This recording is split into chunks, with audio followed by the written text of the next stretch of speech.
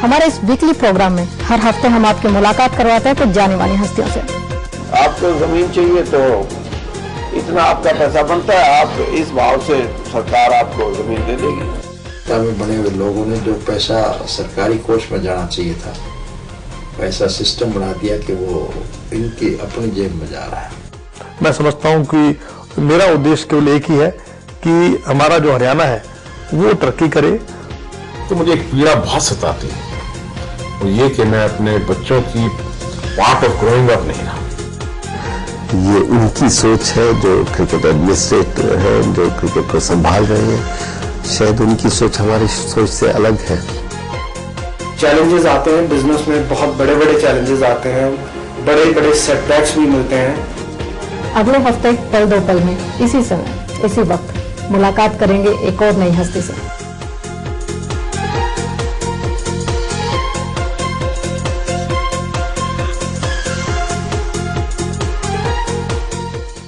नमस्कार, रूबरू टुडे के वीकली शो पल दो पल में आपका स्वागत है। मैं हूं मंजू डागर।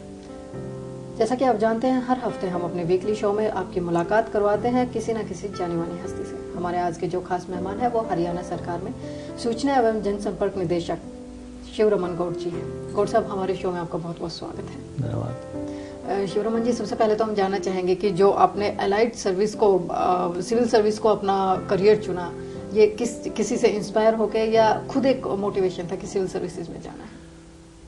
जब हम लोग कॉलेज में पढ़ते थे तो सिविल सर्विस में करियर एक बड़ा it was a charming career. It used to charm every young graduate and post graduate at those times. And it's still continue? No, अभी थोड़ा फर्क पड़ गया पहले से। कुछ लोग अब नहीं जाना चाहते इसमें, by choice they don't want to go. लेकिन अभी भी खैर जो रूरल एरियाज़ में है या कुछ इलाकों में, जैसे बिहार में, हरियाणा में भी कह सकते हैं, बहुत सारे लोग भी जाना चाहते हैं। और जो स्ट्रिक्टली अर्बन एरियाज़ हैं जैसे दिल्ली है, बॉम्बे है और कुछ स्टेट्स हैं जैसे गुजरात है, वहाँ लोग नहीं जाना चाहते। They want to choose a professional career. हाँ, तो हम लोग जब थे, जब कॉर्पोरेट सेक्टर था ही नहीं, तो या तो टीचिंग करियर में हम जा सकते थे या फिर इसमें जा सकते थे। तो I started as a lecturer in English. उसके बाद फिर ये परंपरा थी कि भी जो भी प्रोफेसर्स हैं they used to appear for these examinations, तो उसमें हो गया था। जैसे गौड़ साहब, आपने अपना एक तरह से करियर जब आपने एमए किया, मास्टर्स किया आपने इंग्लिश लिटरेचर में, तो उसके बाद आपने अडॉप्ट किया लेक्चरशिप के साथ आपको सिविल्स के तरफ अट्रैक्शन रहा और 2 बार आप आईएएस के लिए भी क्वालिफाई हुए, पर आपने ज्वाइन नहीं किया। क्या रीज़न रही? रीज़न में ये था कि जो वहाँ पे जो था, इसमें एलाइड सर्विसेज में मेरा था, यहाँ पे मैं स्टेट सिविल सर्विसेज में टॉप कर गया था, तो इसलिए फिर सोचा कि अपना स्टेट मिलेगा तो वो एक एडिड अट्रैक्शन होती है अपने स्टेट में काम करने की, तो इसलिए मैं फिर ये चुना। तो बीइंग ए ब्यूरोक्रेट, आप क्या सोचते हैं कि आप ये एक जनता का एक अच्छा, जनसेवा का एक अच्छा माध्यम है? मैं ज़रूर मानता हूँ कि जनसेवा का ही बहुत अच्छा माध्यम है और ये अभी और समय तक भी रहेगा। मैं ये समझता हूँ कि एज एन ऑफिसर आपका एक अधिकार क्षेत्र होता है और आपका डायरेक्ट ताल्लुक उन लोगों से है जो आपके अधिकार क्षेत्र में आते हैं, पब्लिक भी है। और कुछ जिन जिन पदों पर आपकी नियुक्ति होती है, उन पदों की कुछ जिम्मेदारियां हैं, उन जिम्मेदारियों का ताल्लुक लोगों के साथ होता है। तो लोगों को डिलीवरी सिस्टम चाहिए, जैसे कि अब आज बात बहुत ऊपर उठ चुकी है, तो ये डिलीवर करने का एक प्रोग्राम्स एंड पॉलिसीज़ गवर्नमेंट का बहुत ही अच्छा माध्यम है और इससे जनसेवा भी होती है, लोगों के साथ जो है एक जुड़ाव भी पैदा होता है और संतुष्टि भी होती है।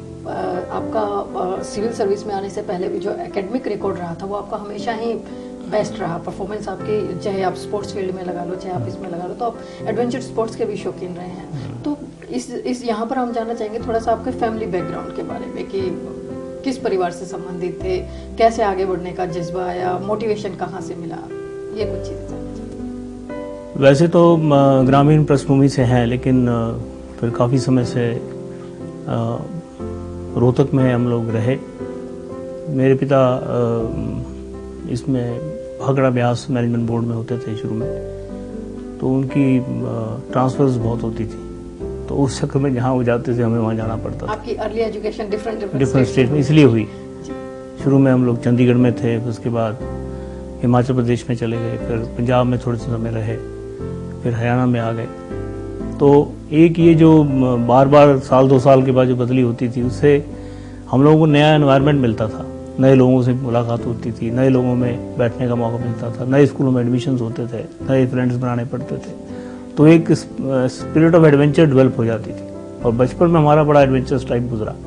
3-3, 4-4 किलोमीटर हम पैदल चल के स्कूल जाते थे, तो वो रास्ते में कोई नाला आ गया पार करना, फिर वो घाटी में से पार करना, इसको जैसे हिली एरियाज में होता है।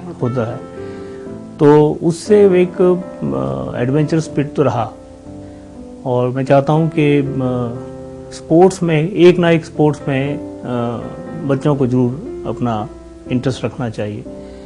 उसके 2 कारण हैं। एक तो ये है कि जब जीवन में कोई मोनोटनी आती है या कोई क्राइसिस आता है, तो ये एक एस्केप रूट होता है, स्ट्रॉन्ग करता है आदमी को, और कुछ नई चीज़ें सिखाता है, कंपटीशन की भावना सिखाता है, हारने जीतने की जो एक एक्सेप्ट करने की बात सिखाता है कि आपको you should be able to digest success and you should be able to digest failure. दोनों चीज़ें ये गेम सिखाती हैं आपको, और कोई चीज़ नहीं सिखाती। तो इसलिए, और फिर उसमें एक ख़ास किस्म का ना स्पोर्ट्स वाले में एक जज्बा होता है, just to go ahead and achieve better and surpass others, ये खास बात होती है।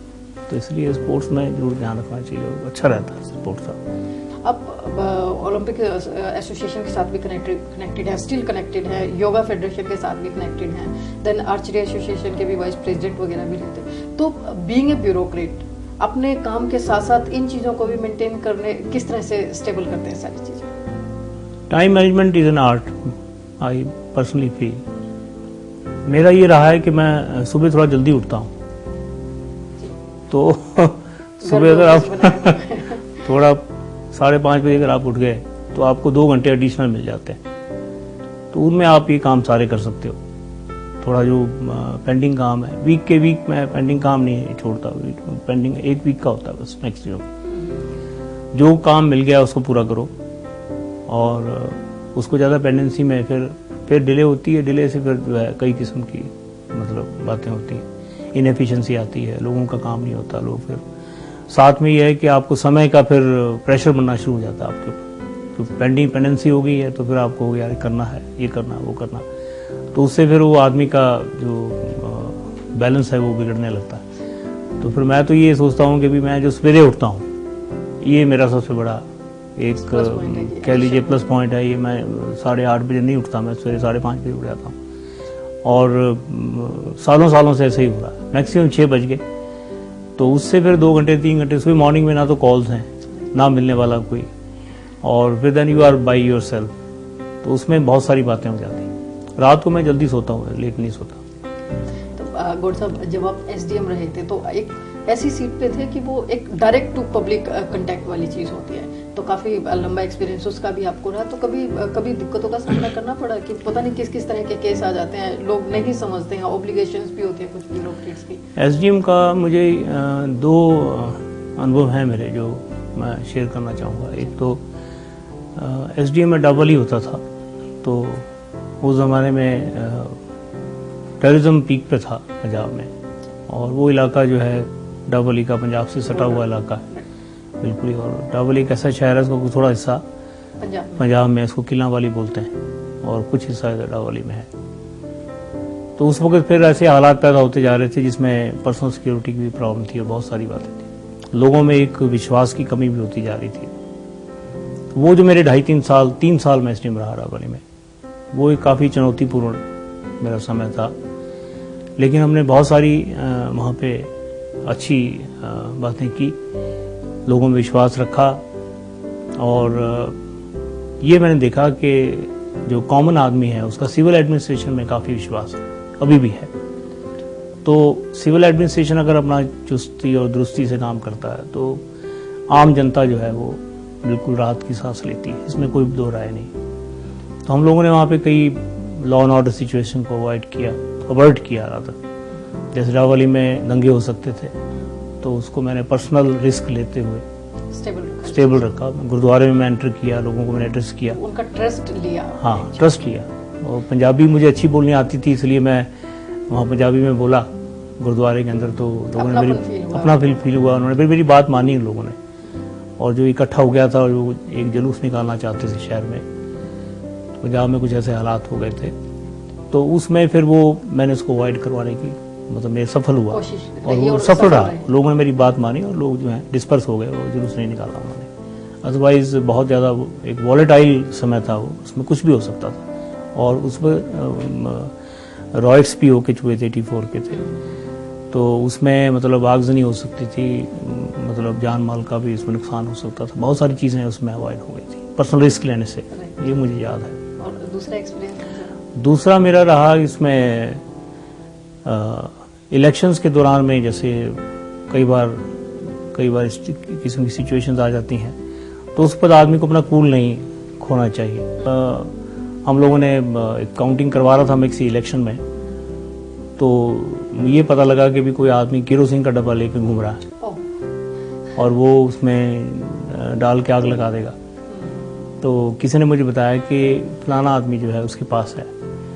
तो मैंने बिल्कुल कूल नहीं खोया, ऐसे कुछ भी नहीं हुआ। मैं जाके सीधा उस आदमी के पास खड़ा हो गया और मैं झट से उसको पकड़ लिया। और मेरा एक वो था स्टेनोग्राफर, मैंने उसको कहा कि तू उसको खींच के इसमें ले आओ, टॉयलेट में ले आओ। हमने उसको टॉयलेट में बंद किया, बिल्कुल प्रैक्टिकल बात की। उसकी जेब से एक बोतल थी, उसमें केरोसिन था, वो निकाल के फ्लश में किया और उसको बाहर निकाल दिया। उसने बड़ी शिकायत की मेरी इलेक्शन कमीशन ऑफ इंडिया में। वहाँ से वो डिप्टी सेक्रेटरी आए, उन्होंने इंक्वायरी की, उसमें पता लगा भी ये तो बहुत अच्छा काम किया ऑब्वियसली, क्योंकि आपने डिफेंड किया तो उस चीज को। तो इलेक्शन नहीं तो वो सारा वो आग लग जाती उसमें और दोबारा क्या करते हैं अंदर, हजारों वोट जल जाती, लोगों का जल जाती, इकोनॉमिकली दिक्कत आती स्टेट के ऊपर। फिर से एक इलेक्शन से और फिर मेरी अपनी एफिशिएंसी पे भी क्वेश्चन मार्क खड़ा हो जाता, बिल्कुल, कि वो संभाल नहीं पाए। तो इस तरह की 2-3 बातें हैं जो रही हैं इस टाइप के हमारे। हाँ, इस टाइप की चीज़ें मतलब होती रहती हैं। मतलब